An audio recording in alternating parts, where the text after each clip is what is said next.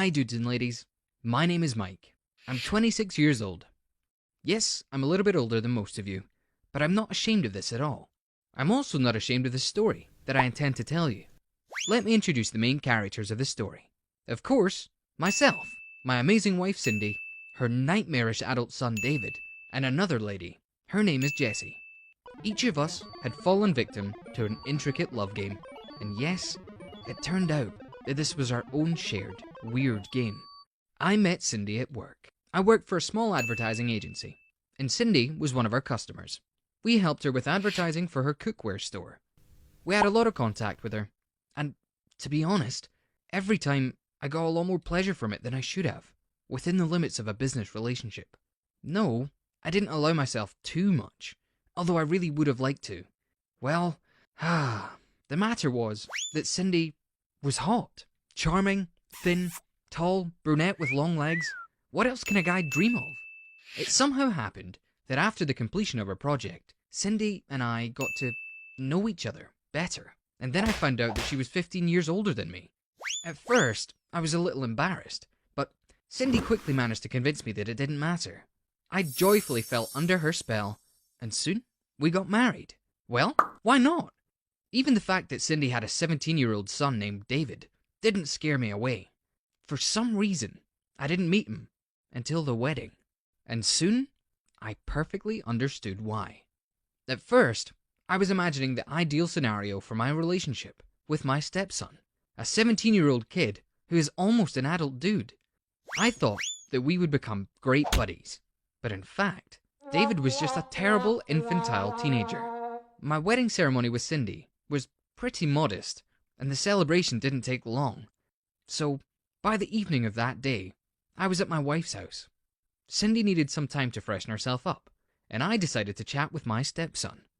I patted David on the shoulder in a friendly way and said something nice, but he abruptly threw my hand off and ran upstairs to his room.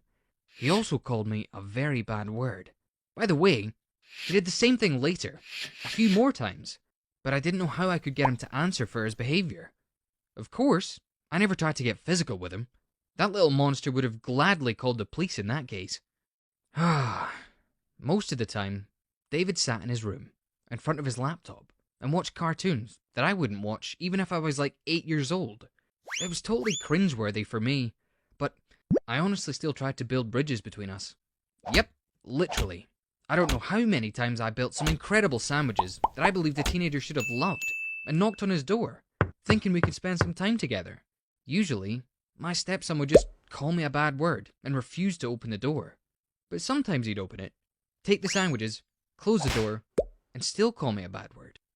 I hated him. If he wasn't sitting in his hole, he was lying in the living room floor, playing his Xbox in front of the TV. And yes, if I sat next to him, he'd immediately run away. After a little while, the concentration of negativity from David decreased, but he still ignored me, or acted like a fool around me. I thought that maybe all of this was because he couldn't have a girlfriend. I could have helped him with the girls. Before I got married, I had a pretty decent amount of experience with this. And David, even though he was weird and somewhat introverted, was a pretty handsome guy. But he wasn't interested in girls at all. David only left the house when he needed to go to school, and when he needed to buy something at the mall. In general, David was a geek, and I had nothing in common with his lifestyle. I even hated it.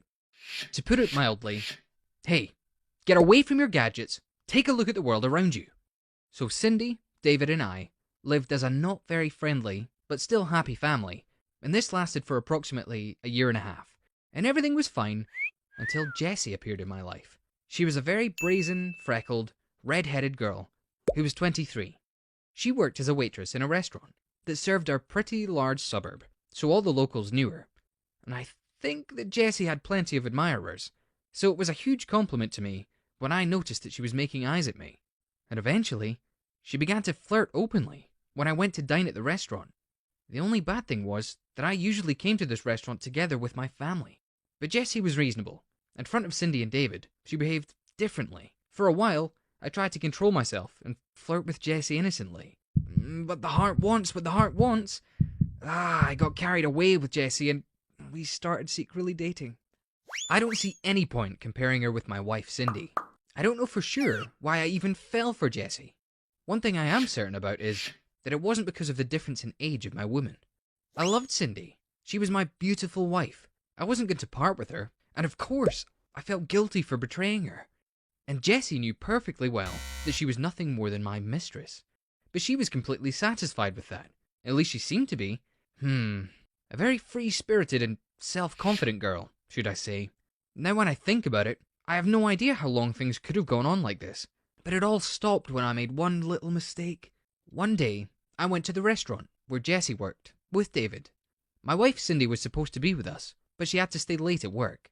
David was already 19 years old, and by this time, he'd become more sane, although my relationship with him remained pretty cold and tense. We walked in and sat at our favourite table, but David forgot to take off his jacket, so he went back to hang it up in the lobby. It was Jessie's shift. She saw me alone. Joyfully, she shook her mane of red hair, and quickly came over to take my order. And she was somewhat, well, more hospitable than a waitress should have been. I didn't have time to explain to Jessie that I'd come with David today, as she hung on my neck, and even tried to kiss me. So I had to almost push her away, but it was too late. David peered out from behind a slightly offended Jessie. Judging by David's face, I realised that he had just enough time to see something, but it seemed that he didn't fully understand what it was. Jessie immediately realised what had happened, and hugged David in the same way, like she was greeting him. In a really smart move, she decided to pretend that she was so glad to see her regular customers.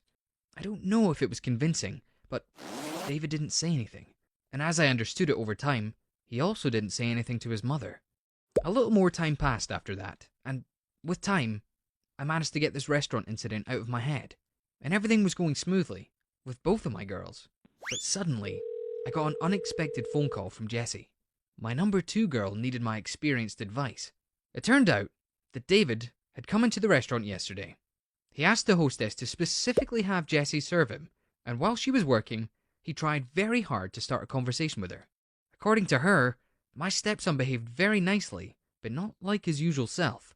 Jessie noticed that as opposed to his usual very introverted and non-talkative demeanour, that evening, David was completely different. He blossomed, and he was cheerful and funny. And now, Jessie was asking me what she should do. I thought a little, and decided that it would only be better if David could hang out a little with her. Judging by his behaviour, David didn't know about me and Jessie, and if they could become friends, it would be the perfect cover for my relationship with Jessie. The opposite was also true. It didn't even occur to me that something might happen between David and Jessie. I just did not see him as a competitor.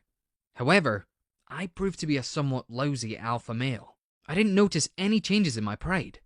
Meanwhile, Jessie began to spend a lot of time with David. I felt jealous of my stepson, but of course, I had in mind that Jessie wasn't my property, and she might just not have had enough time for me as she did before. And once, I got back home from work 3 hours earlier than usual. What do you think I saw there? Something that greatly wounded my pride, and me as a whole. Ouch!